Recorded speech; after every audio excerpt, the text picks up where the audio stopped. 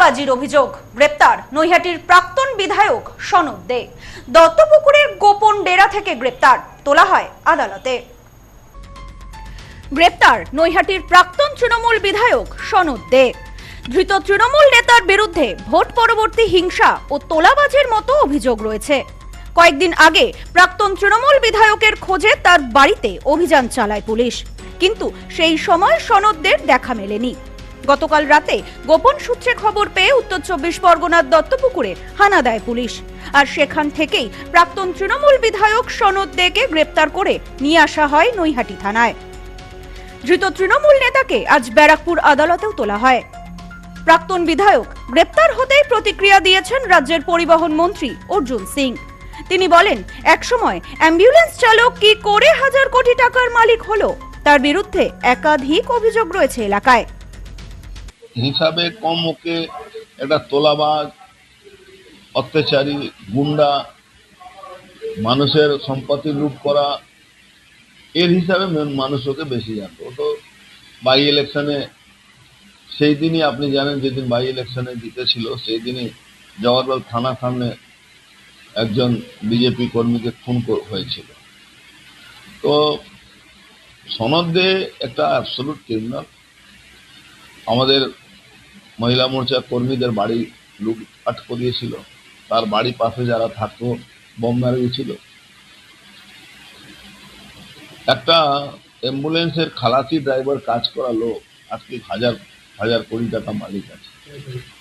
বীরভূম, এদিকে বসিরহাট, ওর যত গাড়ি আছে, জেসিবি থেকে নিয়ে যত সরঞ্জাম আছে, যতগুলো আপনি দেখে অবাক হয়ে যাবেন।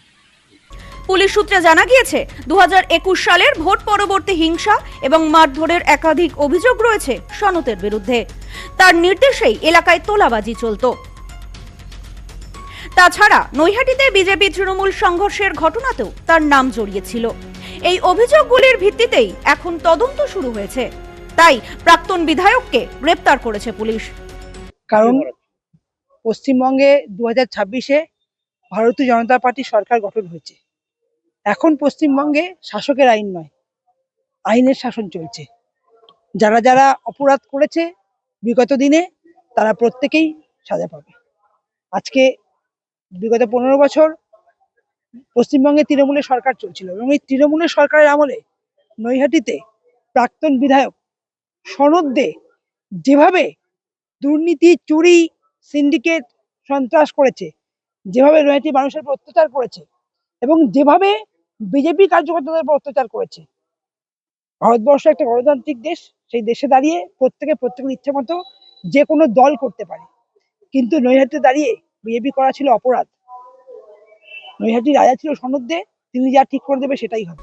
স্থানীয় বিজেপি নেতা বলেন, আমরা পুলিশের কাছে আবেদন করব নৈহাটি এলাকায় প্রাক্তন বিধায়ককে কোমরে দড়ি বেঁধে ঘোরানোর জন্য। সদ্য লন্ডন থেকে চোখের অপারেশনের বিশেষ প্রশিক্ষণ নিয়ে ফিরেছেন ডাক্তার মোনাজির হোসেন। বনগাঁতে এই সর্বপ্রথম কোলফেকো, টোরিক, মাল্টিফোকাল ছানি অপারেশনের জন্য আসুন বনগাঁ আই কেয়ারে। তাহলেই আমাদের শান্তি হবে।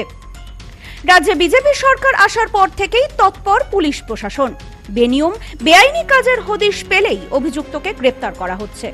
অন্যদিকে রাজ্যে গুন্ডা দমন আইনও চালু হয়েছে। রাজ্যে বিজেপি সরকার আসার পর থেকে ইতিমধ্যেই অসংখ্য তৃণমূল নেতা গ্রেপ্তারও হয়েছেন। ওনার কঠিন থেকে কঠিনতম শাস্তি হবে। শুধু শাস্তি নয়, ওনাকে নৈহাটির বিধানসভার মধ্যে কোমরে দড়ি বেঁধে ওনাকে যাতে ঘোরানো হয়, এটা আমরা আইসি সাহেবের কাছে আবেদন রেখেছি। জানি না কতটা কি হবে, কিন্তু এটা হলে আমাদের মোটামুটি একটা যোগ্য ওনাকে ঘোরানো যায়, তাহলে আমাদের একটু শান্তি হবে। অভিযোগ করছেন অত্যাচার করেছে। দেখুন, প্রত্যেকটা ভোট পরবর্তী হিংসায় উনি যতদিন ধরে ক্ষমতায় ছিলেন, প্রত্যেকটা বাড়ি ভাঙচুর করা। তার মধ্যে আমি নিজে দাঁড়িয়ে এখানে আপনাদের সামনে বলছি, আজকে বাড়ি ভাঙচুর হয়েছে, আমাদের প্রত্যেককেই তখন বাড়িঘর ছেড়ে দিয়ে অন্য জায়গায় চলে যেতে হয়েছিল। বাচ্চা নিয়ে, সমস্ত নিয়ে চলে গেছি, আমরা দীর্ঘদিন কাটিয়েছি, তারপরে বাড়িতে এসেছি। প্লাস হয়েছে কি, আজকে নিরীহ পুরনো যারা কর্মী আছে, তাদের প্রত্যেকের থানায় 1, 2, 3, 4 করে কেস আছে। আজকে আমি আমার কথা আপনাদের সামনে বলছি, আমার নিজেরও ব্যারাকপুর কোর্টে কেস আছে। এই নৈহাটি থানা দিয়ে আমাকে তখন কেস দিয়েছিল, ডাকাতি কেস দিয়েছিল নদিয়া মিলের সামনে, এই সনদ দিয়ে অশোক চ্যাটার্জি মিলে, আমরা পুরনো কর্মী বলে দিয়েছিল, তার জন্য আমাকে জেলও খাটতে হয়েছে। আজকে ভালো লাগছে যে সেই গাড়িতে উঠে সেই সনদ দিয়ে আজকে কোর্টে যাচ্ছে, নৈহাটি থানার পুলিশই তাকে তুলে নিয়ে এসছে। বেশিরভাগ ক্ষেত্রেই জামিন অযোগ্য ধারায়। ফের একবার গ্রেপ্তার হলেন এক প্রাক্তন তৃণমূল বিধায়ক। প্রসঙ্গত, উল্লেখ্য রাজ্যের কয়েকজন প্রাক্তন মন্ত্রীও গ্রেপ্তার হয়েছেন এর আগে। বিজেপির মহিলা নেত্রী বলেন, রাজ্যে আইনের শাসন প্রতিষ্ঠা হয়েছে, আইন আইনের পথে চলবে।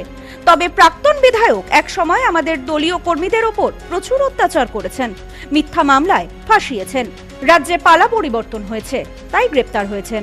Bureau report, news no man's land, Naihati. পশ্চিমবঙ্গের উত্তর 24 পরগনা জেলার বনগাঁ এলাকায় সুধীর কর্মকার কলেজ অব এডুকেশন এক স্বনামধন্য এবং অতি উল্লেখযোগ্য শিক্ষণ মহাবিদ্যালয়।